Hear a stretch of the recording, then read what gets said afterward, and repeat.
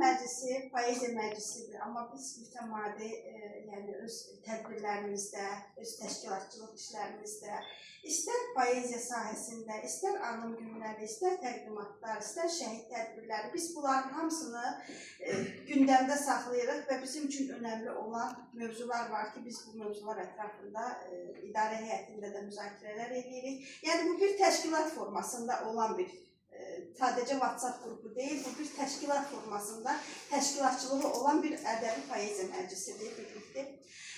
Və burada gözəl qələm sahibləri var, dəyərli insanlar var, bizim gözəl qonaqlarımız var. Mən bir daha hər birinizi salamlayıram. Seyid Əfəndi bəyə bir daha öz təşəkkürümü bildirirəm. Çünki o mənim əməyimi, zəhmətimi qiymətləndirib. Baxmayaraq ki, mən tədbirlərə dəvət olunsam da orada iştirak edə bilmirəm. Amma yəni o mənim şəhidlərə qarşı olan o duyğumu, sevgimi, o ağrımı, o yarımı hiss elədiyinə görə bugün bu tədbirdə məni bir növ həm gəlişinizlə şərəfləndirdiniz, təşəkkür edirəm xanıma da, həm də bu diplomlarla yəni məni qürurlandırdınız.